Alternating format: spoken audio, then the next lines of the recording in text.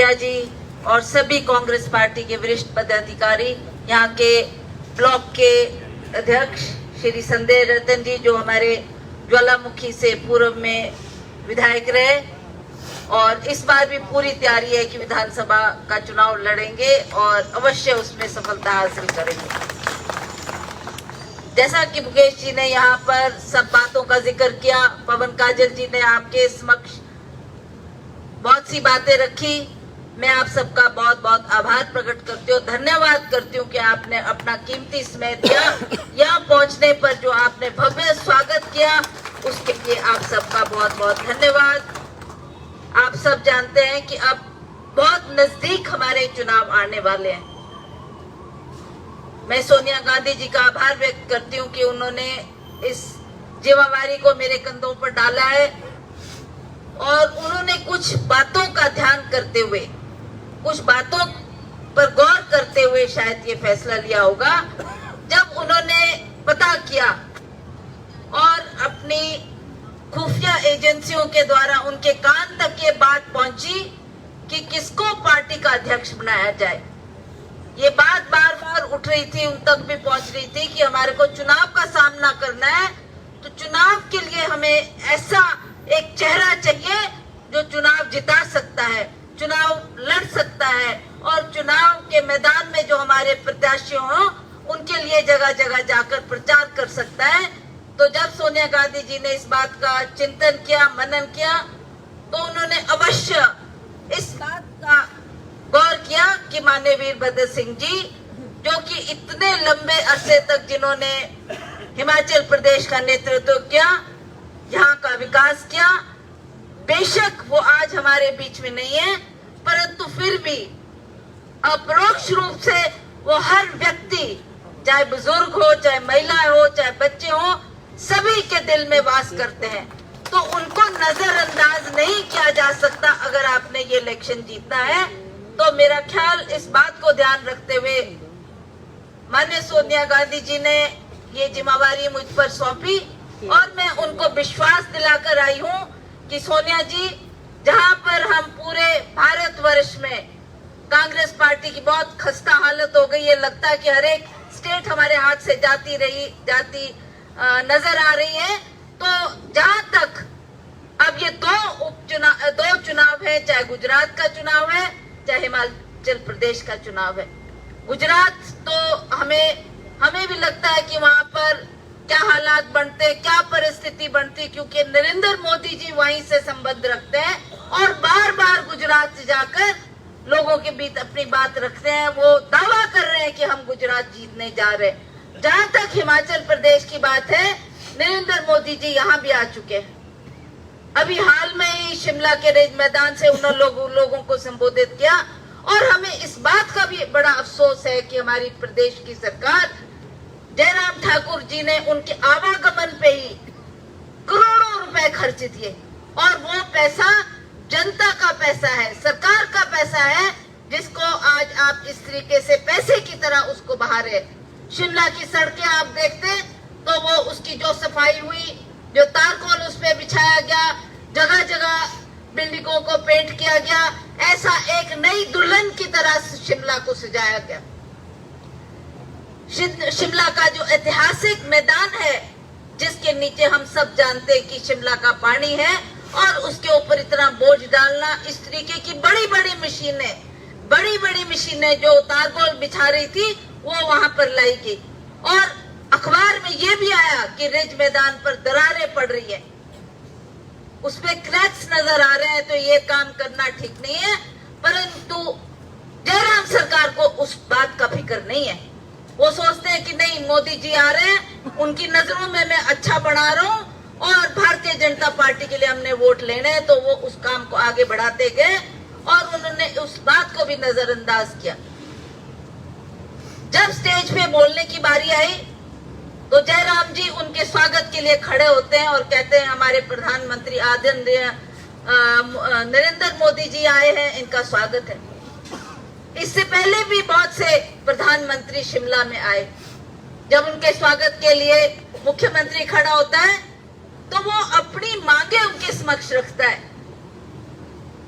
जब राजा साहब मुख्यमंत्री थे और अटल बिहारी वाजपेयी जी शिमला आए थे तो उन्होंने भी उनसे मांग की थी कि वाजपेयी जी आप मुझे इतने पैसे, शायद 500 करोड़ की धनराशि उन्होंने मांगी थी और अटल बिहारी वाजपेयी जी ने खड़े होकर मन से कहा कि वीरभद्र सिंह जी मेरे पुरानी साथी, हम एमपी इकट्ठे रहे हैं और मेरा इनसे बहुत गहरा संबंध है, तो मैं इनके राज्यों को, इन्होंने मांग की शायद 350 करोड़ मांगा, तो उन्होंने कहा नहीं मैं 500 करोड़ इनको देकर जाता हूं। तो उसी तरह से हम आशा लगाए बैठे थे कि जहां हमारा प्रदेश आज 70,000 करोड़ के कर्जे में डूबा हुआ है, तो मुख्यमंत्री भी मांग करते और प्रधानमंत्री जी को बोलते हैं कि लोगों की आशा है इस कर्जे से आप हमारे को उभारेंगे, तो कम से कम कुछ घोषणा करके जाते।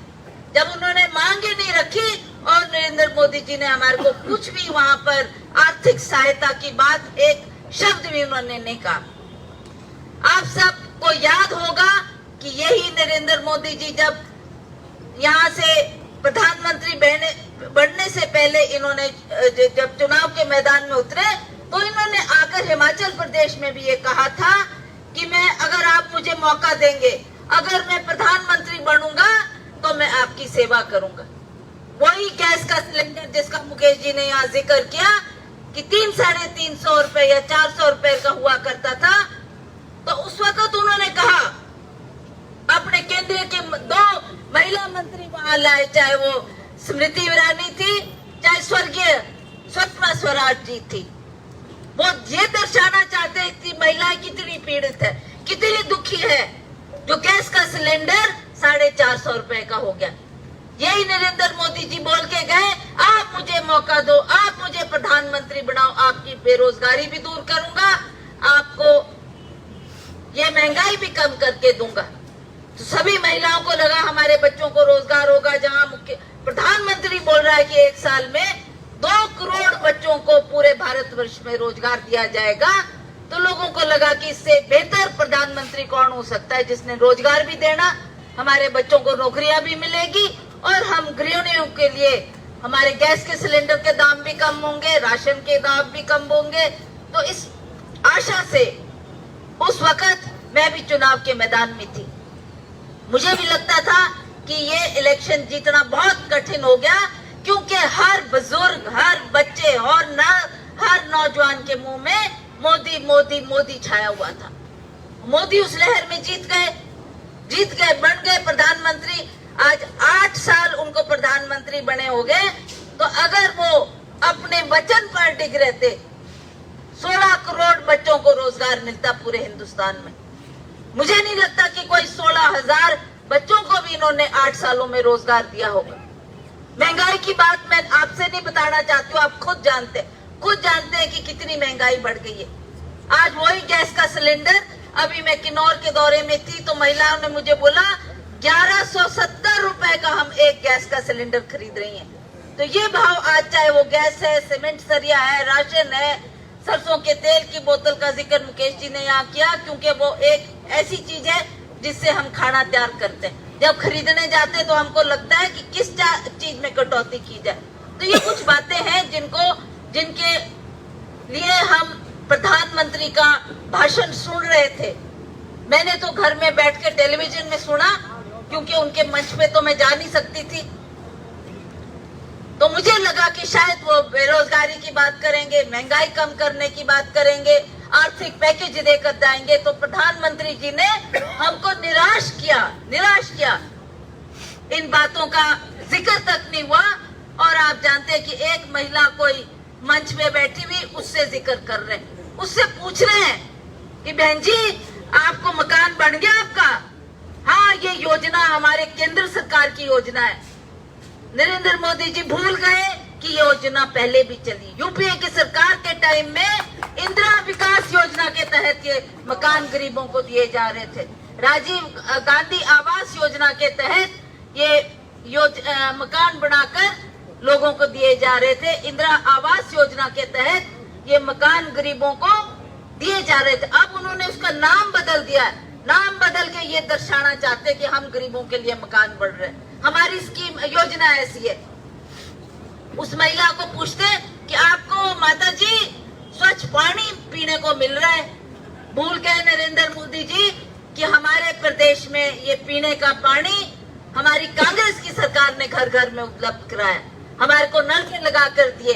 बिजली का लट्टू आज हर घर में जलता है। कोई भी, चाहे वो दूर दराज का क्षेत्र है, तो दुर्गम से दुर्गम क्षेत्र है, वहाँ हमारे पास बिजली है, पानी है, सड़कें हैं। प्रधानमंत्री ग्राम सड़क योजना ये कोई नई बात नहीं है। ये उस वक्त भी आदरणीय डॉक्टर मनमोहन सिंह जी के कार्यकाल में भी ये स्कीम चल रही थी और हमने भी लोगों से वायदा किया था कि हम हर एक पंचायत तक सड़क पहुंचाएंगे और वो कांग्रेस के कार्यकाल में ही हर पंचायत तक सड़कों से जोड़ा गया, हर पंचायत को। तो मैं नहीं समझती कि कोई ऐसी बात प्रधानमंत्री जी ने की जिससे लोग खुश हुए। तो अंत में मैं आपसे यही कहना चाहती हूँ कि अब हमारा चुनाव का वर्ष है। हमारे पवन काजल जी ने जो बहुत अच्छा काम इस प्रदेश में किया है, उत्थान किया, लोगों का विकास किया, लोगों के लिए दिन रात जूझते रहे। विधानसभा में जब मुकेश जी उठकर CLP में के तहत विधानसभा में गरज कर अपनी बात मुख्यमंत्री के सामने रखते हैं और हमारी सारी विधायकों की जो बात है उसको कहने में ये अग्रिम रहते हैं। और उसी तरह से पवन काजल जी ने भी जब भी समय मिला इन्होंने कहा कि कांगड़ा को इस सरकार ने कितना नजरअंदाज किया। जो काम करना चाहिए था जैसे पूर्व सरकारों ने किया वो काम इस कार्यकाल 5 सालों में नहीं हुए। उसके लिए ये बार बार आवाज उठाते रहे। हमारे आशीष बुटेल जी है पालमपुर से, इन्होंने भी विधानसभा में बात रखी। हमारे नए विधायक जो चुनकर आए हैं उन्होंने भी अपनी बात अपने क्षेत्र की विधानसभा में रखी। तो हमें खुशी है कि इस तरीके से विधानसभा में ये अपनी आवाज को उठाते रहे। मेरी आपसे ये अपील है कि 2022 का ये जो समय आया, अब हमने दोबारा वोट से ये फैसला करना है कि कैसी सरकार हमें चाहिए। हमने इस सरकार को भी देख लिया, पूर्व में कांग्रेस की सरकारों को भी देखा जिन्होंने काम किया, विकास किया है। अब हम चाहते हैं कि वो समय हमारे हाथ में आया। आपने वोट के जरिए से आपने इस सरकार को बदलना है और मुझे पूर्ण विश्वास है कि आप लोग इन सभी समस्याओं को ध्यान में रखते हुए इस बार जो आपके हाथ में मौका आया है, हम चाहते हैं कि हमारी कांगड़ा से 15 सीटें हैं तो 15 की 15 सीटें हमारी कांग्रेस की झोली में पड़नी चाहिए। ऐसा मैं आप सभी से निवेदन करती हूँ। अंत में मैं पवन काजल जी का बहुत आभार व्यक्त करती हूँ कि इन्होंने यहाँ पहुँचने पर जो जोरदार स्वागत किया है उसके लिए इनका बहुत बहुत आभार। और मुझे आप सबसे निवेदन करना है कि आगामी चुनाव में आपने इनको अपना आशीर्वाद जैसा आप देते रहे वैसा ही आगे भी देते रहे। और सभी हमारे कांग्रेस के जो वरिष्ठ लोग यहाँ पर आए हैं उनका भी बहुत बहुत आभार। जय हिंद, जय हिंद।